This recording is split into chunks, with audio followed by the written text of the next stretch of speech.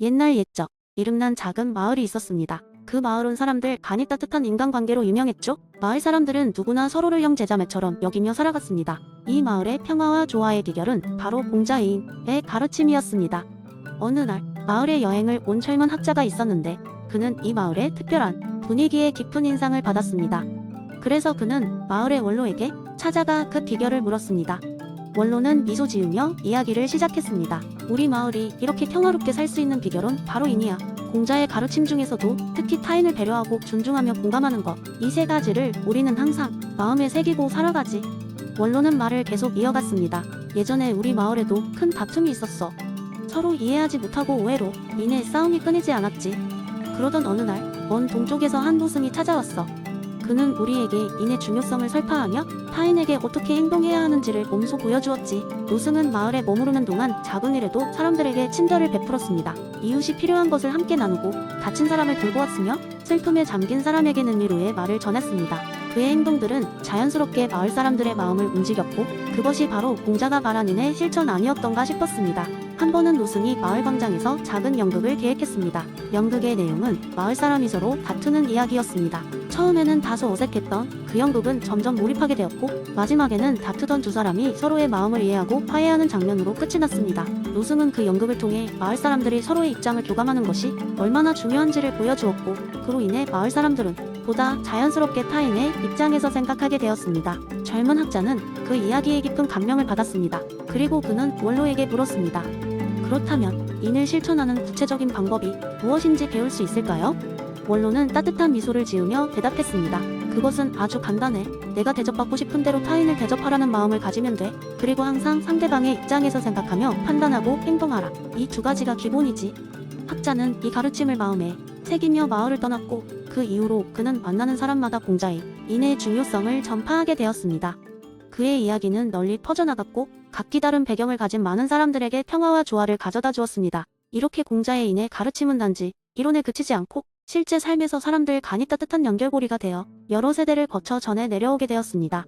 공자의 인은 사람과 사람 사이의 장벽을 허물고 서로를 존중하며 이해하게끔 도와주는 마법과 같은 힘을 지니고 있었던 것입니다. 두 번째 이야기, 옛날 옛적 작은 마을에 다양한 성격을 지닌 사람들이 모여 살고 있었습니다.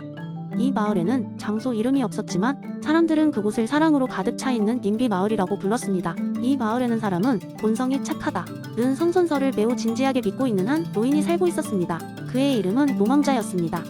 노망자는 자신이 평생토록 연구한 결과를 마을 사람들에게 보여주고 싶었습니다. 그래서 하루는 마을 중앙 광장에 모인 사람들에게 재미있는 실험을 제안했습니다. 그는 다양한 배경을 지닌 4명의 아이들을 데려왔습니다. 하나는 부유한 집안에서 자란 아이였고 다른 하나는 가난한 집안에서 자란 아이였습니다. 세 번째 아이는 학문을 깊이 공부한 가정에서 자란 아이였고 네 번째 아이는 그저 평범한 가정에서 자란 아이였습니다. 노망자는 이렇게 말했습니다. 이 4명의 아이들은 다양한 환경에서 자랐습니다. 하지만 오늘 우리는 이들이 본래 지닌 착한 본성이 어떻게 드러나는지 볼 것입니다. 실험의 첫 번째 단계에서 그는 아이들에게 각자 그려보라는 과제를 주었습니다. 놀랍게도 4명의 아이 모두 평화로운 자연 경관을 그렸습니다. 산과 강, 그 주위에서 평화롭게 노는 동물들로 가득 찬 그림들이었습니다. 노망자는 미소를 지으며 말했습니다. 보십시오. 이 아이들의 마음속에는 선함의 씨앗이 뿌리 깊이 박혀 있습니다. 그들은 환경과 관계없이 자연의 아름다움과 평화를 이해하고 표현할 줄 압니다.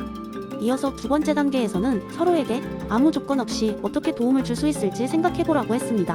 부유한 아이는 자신의 장난감을 나누어 주겠다고 했고 가난한 아이는 자신이 할 수 있는 일을 도와주겠다고 했습니다. 학문을 공부한 아이는 친구들에게 책을 읽어주겠다고 했으며 평범한 가정의 아이는 친구들이 다 함께 놀 수 있도록 장소를 제공하겠다고 했습니다. 노망자는 눈시울이 붉어지며 외쳤습니다. 보세요. 이 아이들은 의를 행할 준비가 되어 있습니다. 그들은 나이와 배경에 상관없이 서로를 돕고자 하는 마음을 지니고 있습니다. 마지막으로 그는 아이들에게 마을 잔치를 위한 파티를 준비하도록 했습니다. 4명의 아이들은 함께 모여 즐겁고 화목한 잔치를 준비했습니다. 장난감, 음식, 놀이 등을 구분하여 각자가 잘할 수 있는 부분을 책임지고 협력하는 모습이었습니다. 잔치가 끝난 후 노망자는 마을 사람들을 다시 모아 말했습니다. 이것이 바로 인간의 본성입니다. 성선설이 보여주는 것은 우리가 모두 인의, 지혜의 씨앗을 지니고 있다는 것입니다. 오늘의 아이들은 그것을 증명해냈습니다. 노망자의 실험 이후 님비 마을 사람들은 아이들이 성장해가는 과정을 통해 성선설의 가치를 더욱 신뢰하게 되었습니다.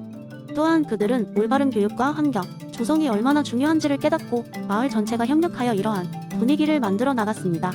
시간이 흘러 그 아이들은 어른이 되어 마을 각지로 흩어졌지만 어디서나 서로를 사랑하고 돕는 정신을 잃지 않았다고 합니다.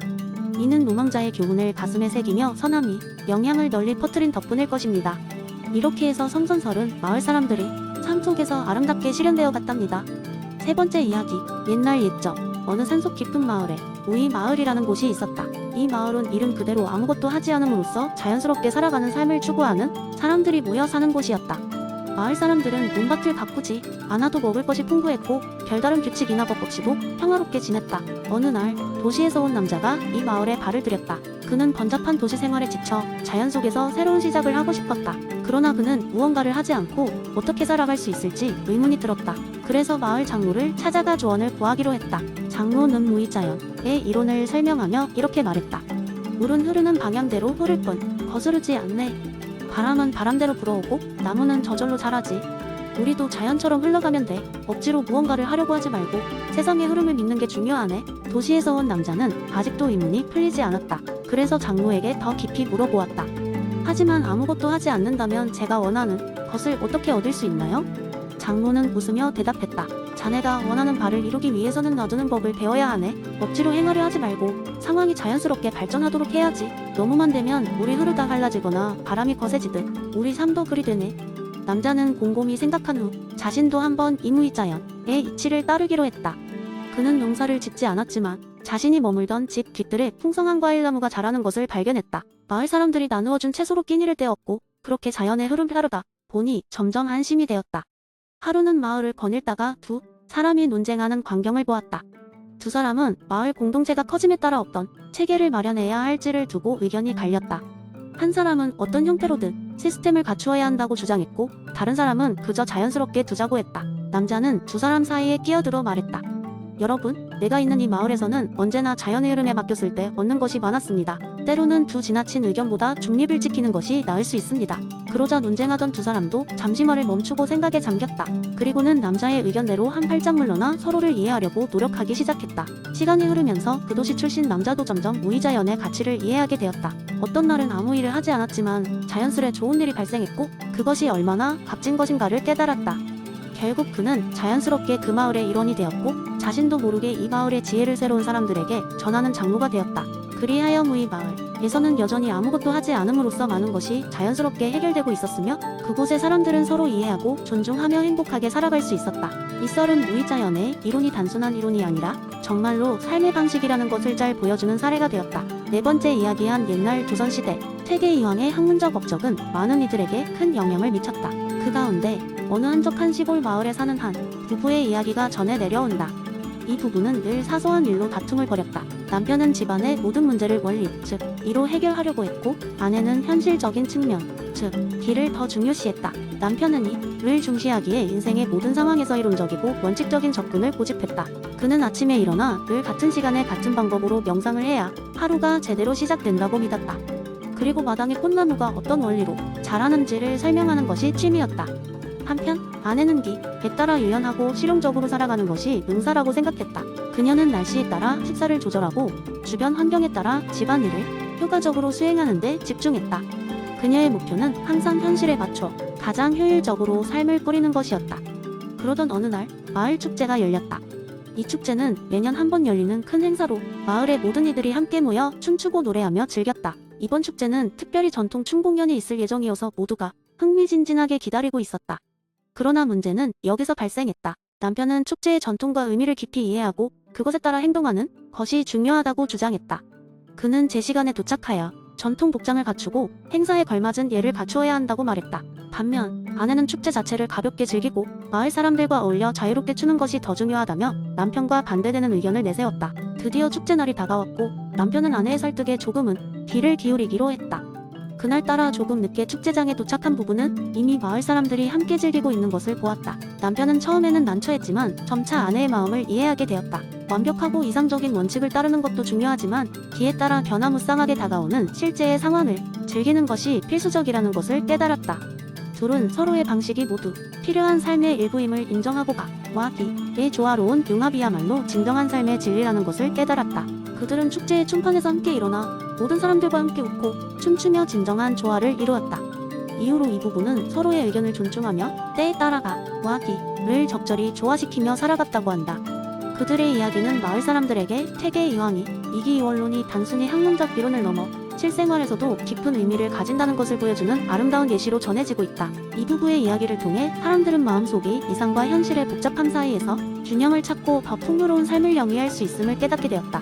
이 대화와 협력을 통해 두 가지 요소를 결합하여 더 나은 삶을 영위할 수 있음은 지금도 많은 이들에게 귀감이 되고 있다.